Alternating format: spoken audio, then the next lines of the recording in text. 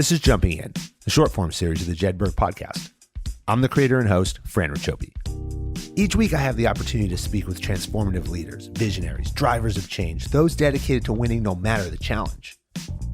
Our long-form series has been an opportunity to go deep, unpack all aspects of our guest and their story. For Jumping In, just like our Jedburgh teams of World War II, I want to get on and off the drop zone fast. I want to catch up with previous guests, give my opinion on what's happening in the world, and uncover some of today's most pressing issues. The entire Jedburgh podcast is sponsored by Jersey Mike Subs. Together, we share the mission of giving back and building community together. A percentage of all proceeds is dedicated to the Special Operations Warrior Foundation. Check out our website for full transcriptions of every episode at jedburghpodcast.com. Follow us on social media at Jedburgh Podcast on Instagram, LinkedIn, and Twitter. Subscribe to us wherever you listen to your podcast and watch our full video versions on YouTube. How you prepare today determines success tomorrow. Picked Cherries. I'm picking a 60-second clip called a Picked Cherry, and I can send it to you. And if you like it, you can send it to Juliet, and she can send it to all her friends. And I had an idea, a crazy idea. While at Podfest, my special guest co-host Juliet Hahn and I jumped in with Stuart Goffman, co-founder of Picked Cherries. Picked Cherries is a new podcasting app, just like Apple or Spotify, but what is different is that when you're listening to your favorite podcast, you can take a little special moment, which is called a Picked Cherry, and send that to your friends and family, just like you would an IG or a TikTok. Stuart not only explained how he's disrupting podcast promotion, but he also shared a bit about his life, including how a life-changing stroke in his mid-30s gave him a new perspective, how a friend's death has driven him to help others who suffer from addiction, and what it's like to produce a reality TV show. Take a listen and download Picked Cherries on iOS or Google Play, and then find your favorite moment in this episode and send it to your friends and family. Follow the Jedburgh podcast and your next stop on all social media and all podcast platforms.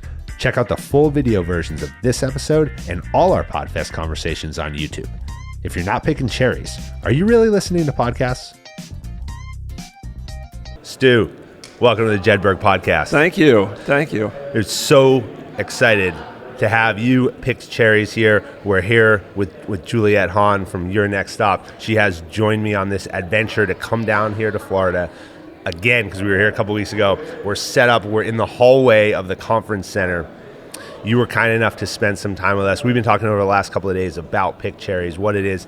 Juliet's already on the platform. I'm waiting to get on the platform. You're going to be there really soon. The next especially now, right? Yeah. You know, I want to hear my voice on Picked Cherries. Now we put the money in the bank, so exactly. Time's ready to cash it in.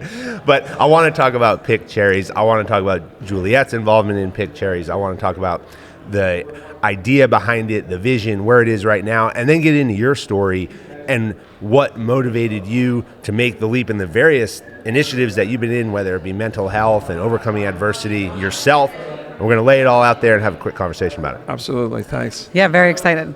And I'm really happy and grateful to be with you guys today, and and knowing you guys.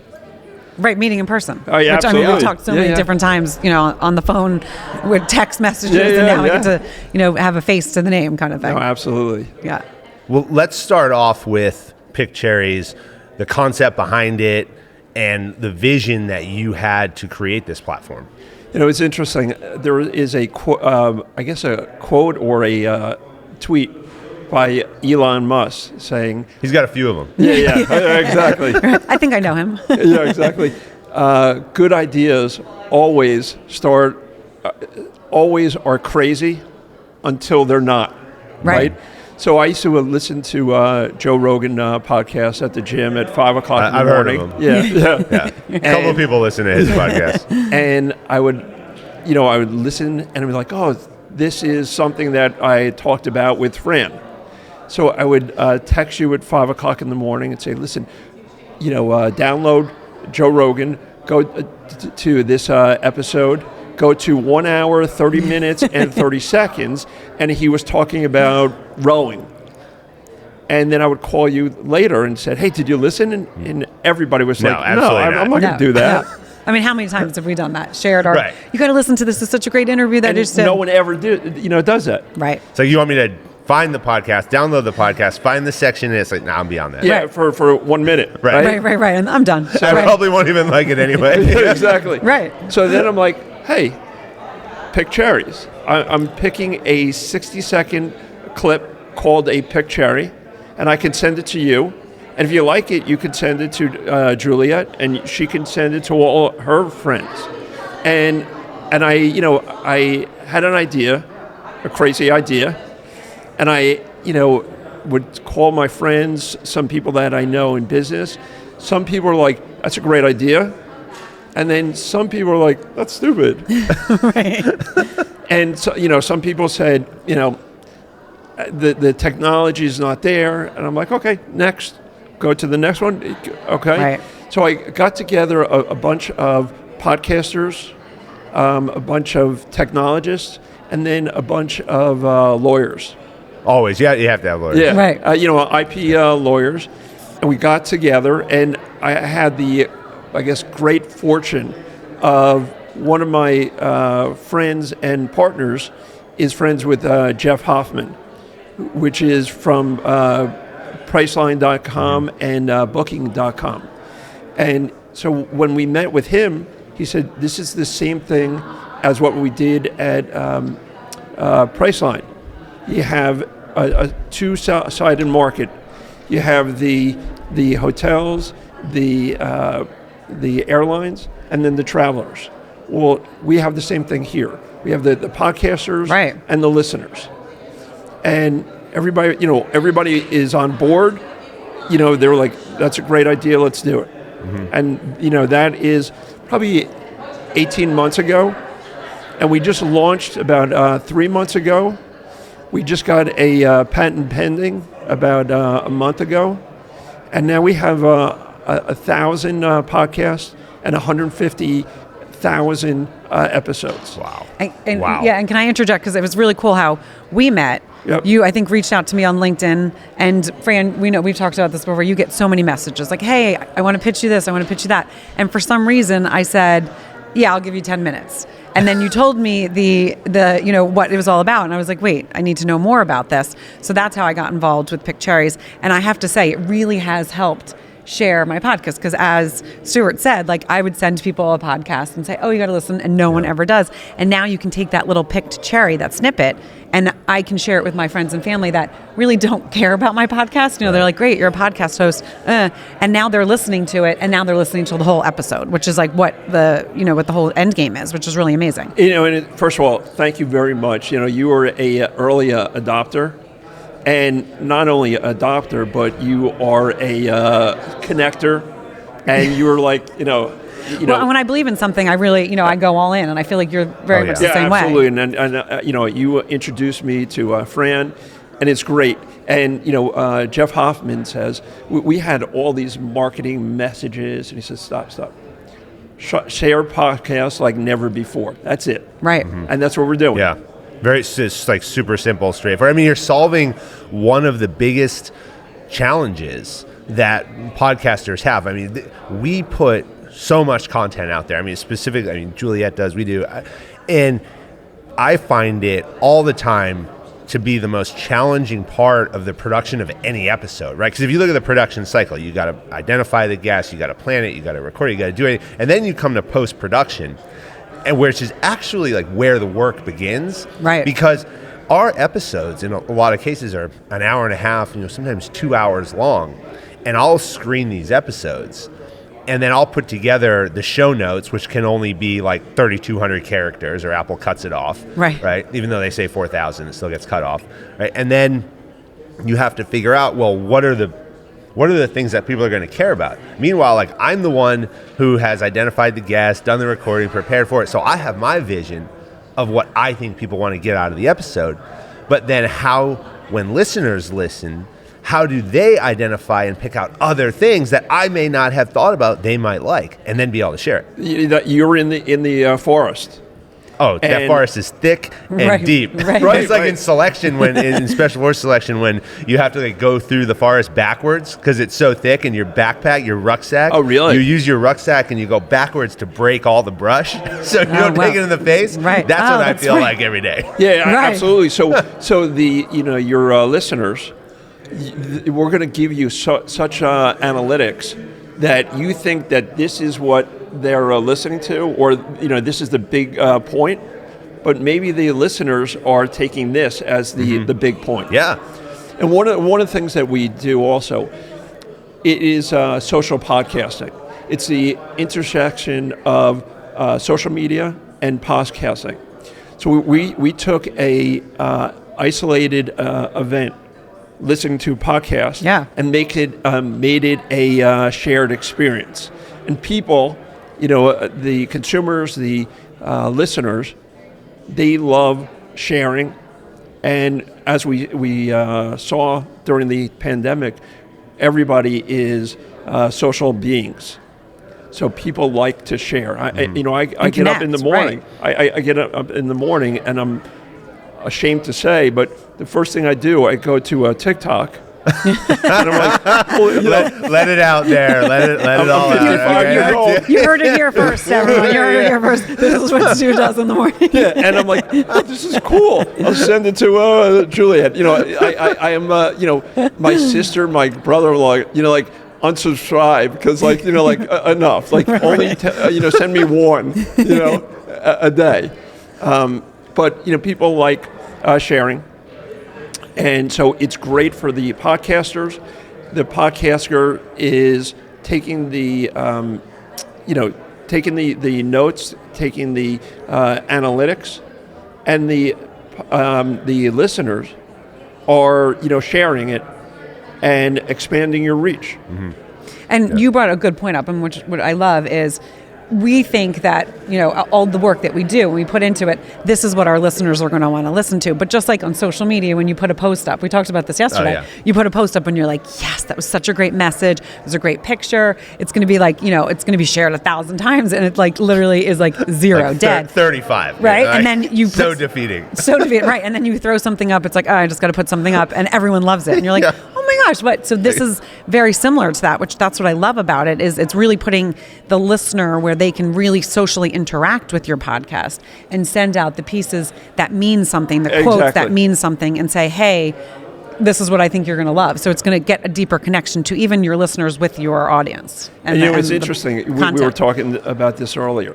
Before I got into this business, I thought podcaster, you just sit down and you interview me, and there's no post-production, there's pre-production. You just have a conversation, and even this, the setup is 2 hours. It took us 2 hours to put this all together. Yeah.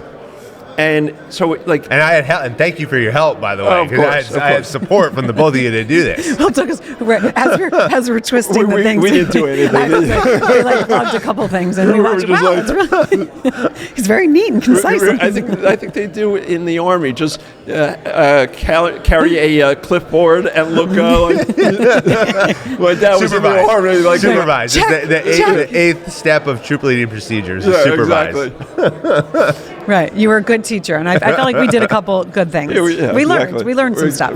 I want to ask you about your background for a minute, and there's two specific things that you and I talked about yesterday that I think are really important because it really talks about your journey. And the first one is we talk about adversity on a number of our conversations, and you suffered a serious stroke at a young age. Yes.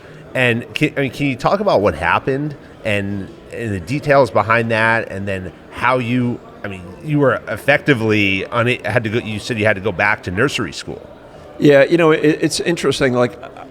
Back then, I would never expect 20 years later to be, being interviewed by you guys on a podcast. Right. Besides the fact that we didn't have podcasts 20 years ago. That's true. But outside of that. Fair point. It's just, I had a great life. I had two companies. It was great. And all of a sudden I had this flu, I went home from my office, took a cold and flu tablet, and it was recalled and expired. I didn't know. I don't take anything. So I found it, and I took it. I went to sleep. I woke up, and I couldn't feel my shoulder. It's crazy. And I'm like, maybe I slept on it. Maybe I'm dreaming. So I went back to sleep, woke up again, and I'm like, all right, there's a problem. I went out of bed, and I fell because I was paralyzed. And I called my office, and I couldn't speak. And I'm like, what? I'm 35 years old. So I had no idea that I was having a stroke. And I'm like the last thing on your mind at 35 years old. So I called again, and our assistant hung up because I couldn't say she thought anything. She was, right. It was a prank call. Yeah, right. and it was going on and on and on. And then I'm like, I guess this is it. I had a good life. And all of a sudden, I heard the ambulance. And all of a sudden, I relaxed. And so they came and got me. I had a major stroke. And it took me about 3 months to say anything. And really about 2 or 3 years to, I would never even imagine having this setup, talking with people around, and it took me a while to be more comfortable in society. But it humbled me. Apparently I was a little bit of arrogant. I was. We all are at 35. Right. And all of a sudden, God, all right, you need to be a little bit humbled, and it worked, and that led to other businesses and helping people, because I learned my lesson. Right. Yeah. And what are the residual effects today? Well, thank God I ate healthy. Right. I go to the gym every day. I don't drink because I experience bad health. Right. And so I don't pronounce some things well. I can't feel my right hand, but everything else, I'm very thankful that I'm here right now. And so I have a question. Your family, when that happened, what was their? Did they rally? Was it scary for them?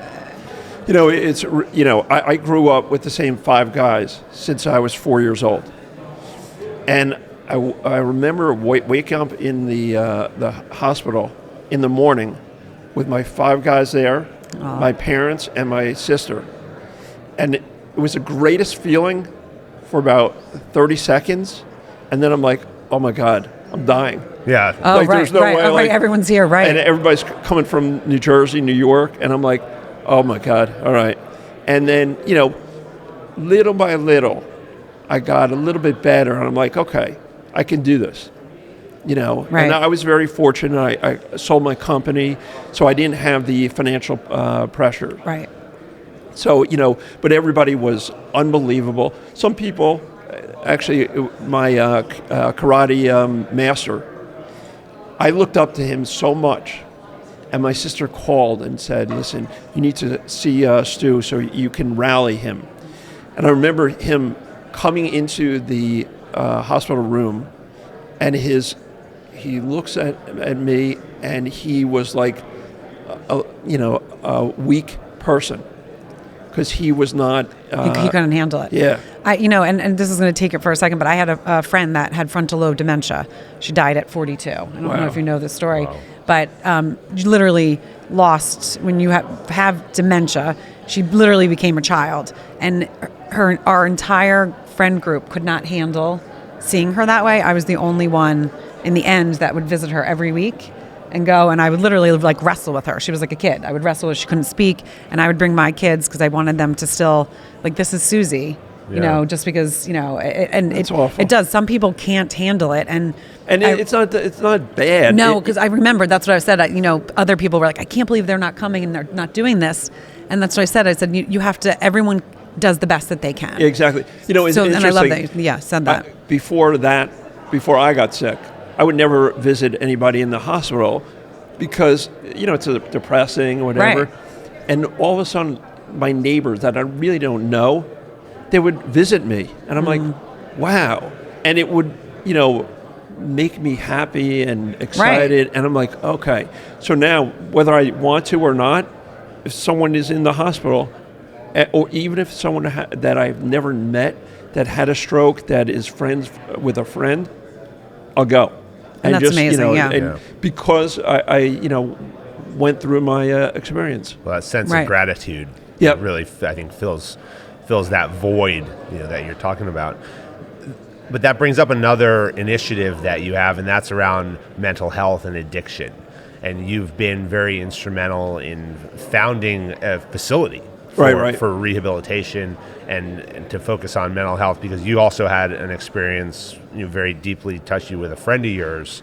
And I'm wondering if you could talk a bit about your initiatives around that world. Absolutely.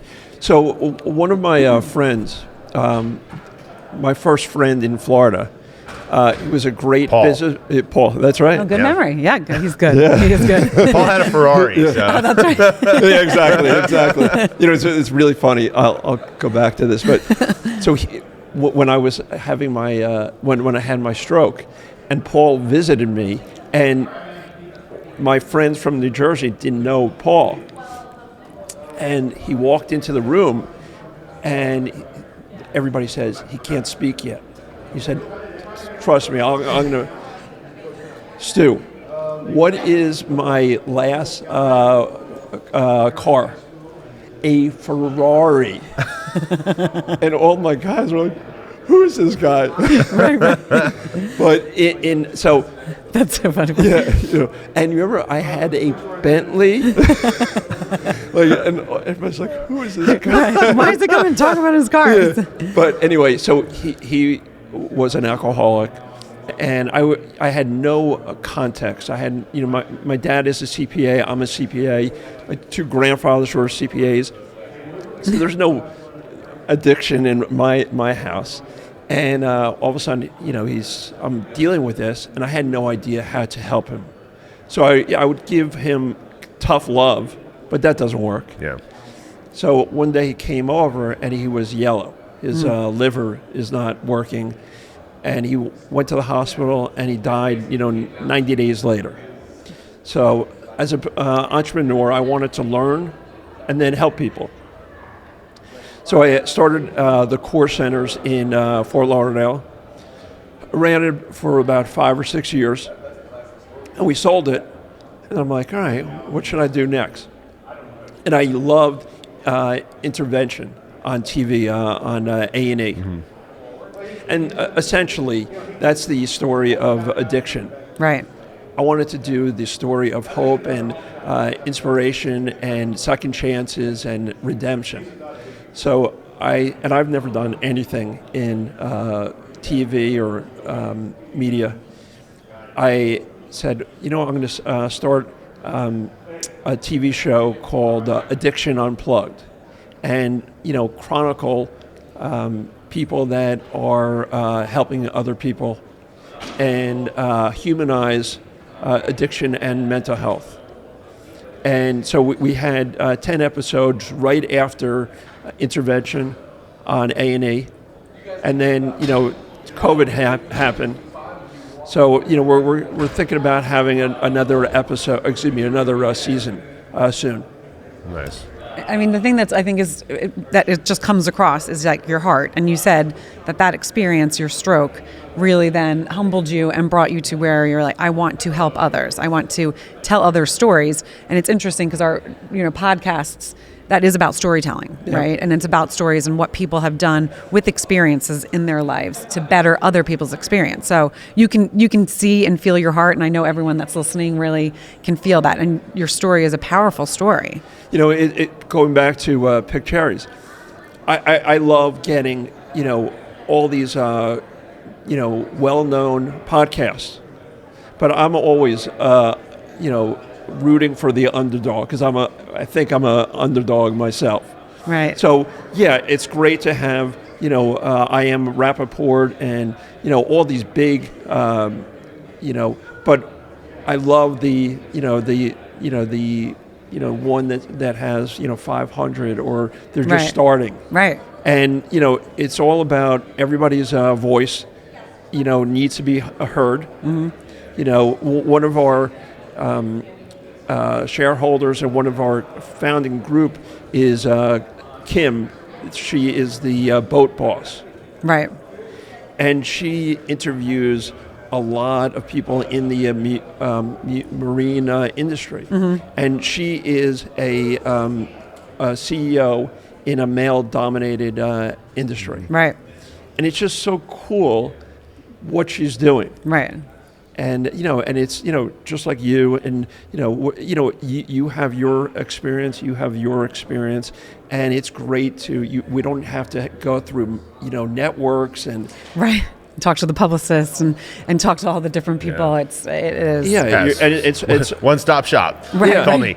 yeah, but it's honest and it's genuine, and Right. you can't bullshit 10 episodes or 100 episodes. No, and the thing but it's also what I think you're saying is, and it's also special, is when you talk about what Picked Cherries is, you really need to be talking to the podcaster, right? Oh, so yeah. a team Yeah. is not going to always understand Well. what it is about and what it can actually do for their podcast. So, I think that is something that's really important. It's one of those things you need to talk to the person. Oh, absolutely, absolutely. Yeah. Well, Stu, I appreciate you taking some time. Picked Cherries is awesome. We're going to be on there soon. Juliet's already on there. People will pick certain cherries out of this conversation. Yes. Absolutely. Then they'll be able to share that with their friends. I look forward to working with you in the future, watching you guys grow, because this is super exciting. And I've watched everybody over the past couple of days coming up to you, talking to you, and every single person who's interacted with you has said the exact same thing. This is a really cool platform, and I need it. Yes. And Absolutely. that's meaningful. And really, I love to grow with you guys. Yes. We've been active for, I think, 3 months. And again, we have 1,000 podcasts right away. So I know that it's validating my premise. Yeah. Right. But it's great because, in a year or two, we'd be like, oh my God, we did We did did this. Right. did It's so And, fun. and Yeah. it's the greatest. Thank you very much for having me. Yes. Thanks, All right. Joe. Awesome.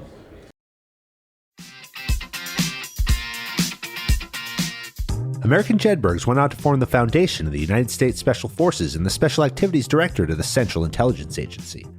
Thanks for listening to the Jedburgh Podcast. I'm your creator and host, Fran Racioppi. Join us next week for a new episode on Apple, Spotify, or wherever you get your podcasts. Check us out on YouTube for full episodes, highlights, and other behind-the-scenes content. If you like what you heard, give us a like and leave a review. Follow me, Fran Racioppi, Talent War Group, and our sponsor Jersey Mike Subs on LinkedIn, Instagram, Facebook, or Twitter. Send your comments and inquiries to media@talentwargroup.com. As former members of Special Operations Forces, the Jedburgh Podcast and Talent War Group contribute a percentage of all profits to the Special Operations Warrior Foundation, supporting the families of our fallen warriors. Thanks for joining us on this episode. How you prepare today determines success tomorrow.